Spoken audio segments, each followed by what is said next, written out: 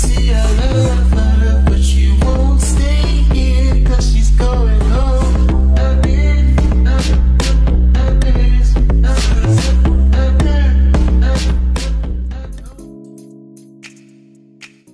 My name is Maad Swiiss. I'm a rapper.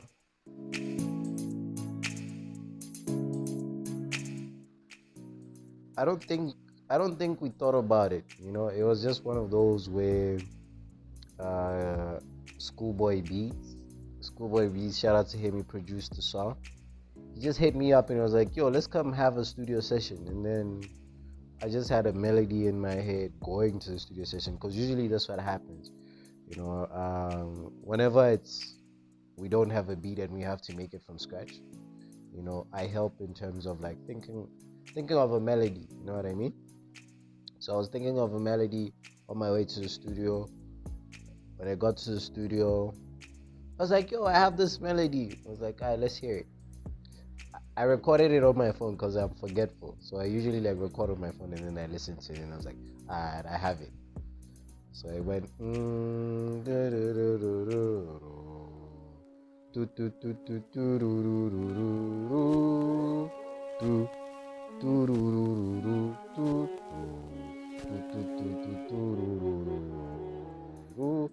so yeah, that's all I had. And then I gave him that. He worked on it and we had a beat.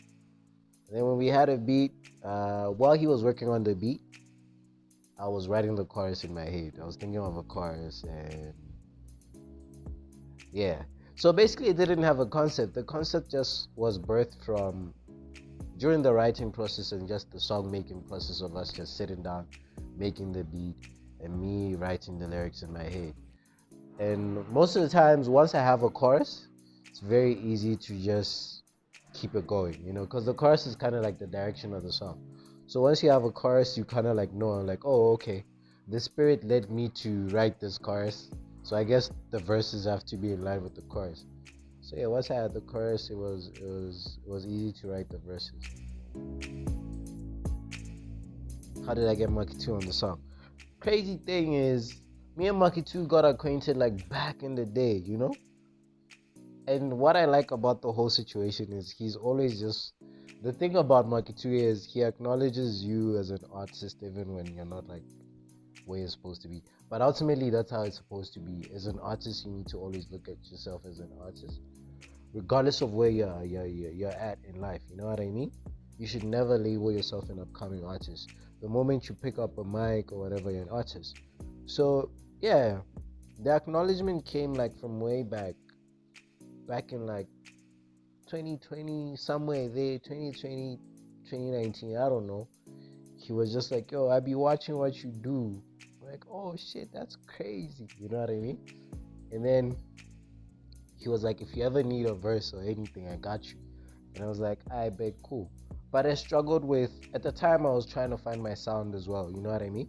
I didn't want to work with him on a Maki 2 beat. Like, oh, I gotta impress him. I gotta give him a beat he can vibe to. To me, it was about, I want something that's gonna be me. You know what I mean? We need to birth a new sound. So, yeah, I never really cashed in on the feature, I never really cashed in on the feature until like years later. Not even until like years later, because when we started talking, we were just talking on some business shit. You know what I mean? It wasn't even music related. I hit him up like earlier this year on some business shit, because I kind of like, I don't know what I felt, but the spirit just led me to talk to him on some business shit. Not even like business shit, but like music business shit. And then he was like, "Yo, you need to come to the lab." I'm like, "Alright, cool." And I'm thinking we're just going to the lab to continue with the conversation, you know what I mean? Because I had sent him like a long ass message, because I get super passionate sometimes about these things. And then he was like, "Yo, I took 2 days reading this shit, man, damn. But yeah, you need to pull up to the lab." That's how I pulled up to the lab and we chatted some more. And then he was like, "Yeah, what do you got for me?" And at the time, this song, after we made Fear No Evil with Clever, it just set in the studio because he was like, "Oh, I'm not gonna give you the song because you're always just dropping music. You never promote stuff, yada yada yada." And I feel like I really, really love the song and I want it to be given the respect it should be given. I was like, alright, cool, you can keep the song. I'll record the other song. It's just one song. And yeah, that's the song. He was like, yo, this is the song you need to give him to jump on. And the crazy thing is, when we were working on the song, I actually thought of him. I was like, a Maki 2 verse would be fire on this song. You know, it was just like a thought. I guess I manifested it. You know what I mean? So yeah, that's how he was like, yo, send me the item, tell me what the song is about, and I got you. Came from the bottom. We were picking cotton. So one of my friends was like, oh, that's too extreme. What do you mean picking cotton? We don't pick cotton in Zambia. And I was like, it's just an artistic expression of how crazy it was, you know, when we was at the bottom and life was hectic, you know. We was in the trenches dreaming about the Benzes. So yeah, basically we were in the hood, man. We're in the hood dreaming about the Benzes. You're watching fly cars on TV, your favorite show, whatever show it is you watch. And the dream obviously is to be that. I want to own that car. I want to what. So basically that's what that line means. It felt like a jail cell behind a picket fences. So a picket fence is wire. In Zambia, it's not like, in Zambia, the houses here are not built like with that wire, like the picket fence wire. So in Bots, I grew up in Botswana, right? So in Bots, most of the houses don't have like stop nonsense, like in the hood, in the trenches. It's like that picket fence wire. Well, now because of evolution and modernization, you have people that are building stop nonsense, like a wall fence or whatever, right? But yeah, back in the day it was the picket fence. So when you stand by a picket fence like this and you're looking out and you've been banned from going outside, like, oh, you're not going to play with your friends today, and you're there looking at your friends and you're holding on to the picket fence, it feels like you're in a jail cell. You know what I mean? When the Reaper came, we knew we had to make it. So basically the Reaper, you know what the Reaper is, when it's time to go and it's all said and done and the spiritual realm is calling your spirit, the Reaper comes and it takes your soul, right? Well, in this essence, the Reaper is an expression of all the bad shit you see in the hood, you know? The drugs, the fights, people dying, like all the crazy shit. That's what the Reaper represents. It represents all the bad shit that can ultimately lead to death, right? So when we saw those things as kids in the hood, we were just like, we really have to make it, you know what I mean? We can't let none of these things happen to us. So basically, that's what that line means. So the evil don't phase. So basically, the evil don't phase me is, phase is a slang term for you're not scared, right? Like you're not phased by it, you know. So the evil don't phase me because, like, yo, I've already seen too much. I've seen too much. I've been scarred by too much from the shit I've seen. So it's like there's nothing out there in the world that can scare me, you know what I mean? There's no evil out there that I can encounter that can make me feel like, or that can give me the fear, you know what I mean? It's like I've already been through that and I've passed through that.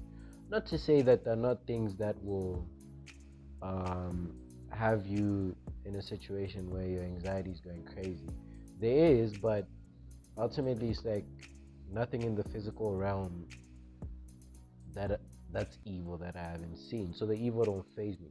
Now we go to the verse. So the verse starts with, I stand before you, a better man.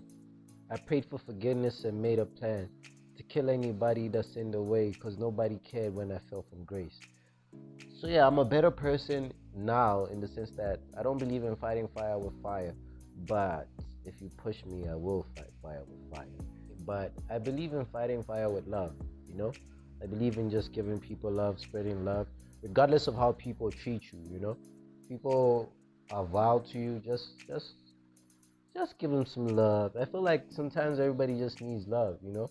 Have you ever been in a situation where you're having an altercation with someone and you're like in the mall or some shit, and then like you guys bump into each other by mistake, then they're like pissed on their face. If you're pissed too, they're gonna be hostile towards you because you're sensing hostility. So if you decide to fight the hostility with hostility, at the end of the day it's gonna turn into an ugly situation. But if you realize that, oh, we bumped into this person by mistake, maybe it's not my fault, but I see that facial expression is hostile, just have a different facial expression from them. Show them that, you know what, I'm not trying to fight. I'm sorry, whatever happened. Spread love, you know what I mean? But if they don't spread love, then it's war, you know what I mean? If it's war, it's war. But yeah, so basically, I stand before you a better man, meaning I went through whatever it is I went through. I did the work that I was supposed to do, and I've come out a better person. And I've realized that only love can save the world. Only love can save the world. So yeah, nobody cared when I fell from grace. I had people that I thought were in my corner for life, but they're no longer even part of my life. But that's life.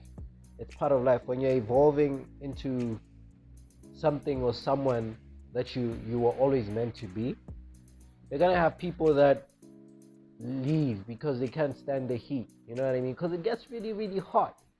You know, as you work your way up to wherever it is you're supposed to work your way up to, it gets really, really hot in the kitchen, and a lot of people cannot stand the heat, so they get left behind. So those are the people that were not there when I fell from grace, or when it was too hot. I had to handle the heat by myself. And the rest of the verse basically just talks about the troubles that I've been through and the ups and downs that I went through, and yeah, which makes Maki 2's verse so special because I didn't even tell him that, yo, I want you to write this or write that. It was just a situation where I gave him what I gave him. I gave him the project, like, this is what the song's about. But when you listen to the chorus, it's kind of like self-explanatory, right? And yeah, the verse he gave me was, it's like a prayer to me, you know what I mean? It's like he's like big little broing me, like, relax, little bro, your time is coming. Don't even trip. Don't worry about the ups and downs you've been through. They're part of life. It's all part of life. Eventually you're gonna get there, you feel me?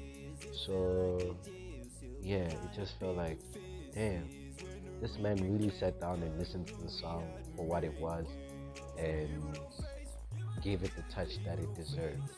Yeah. Alrighty, so that's the breakdown of Fear No Evil on Now You Know.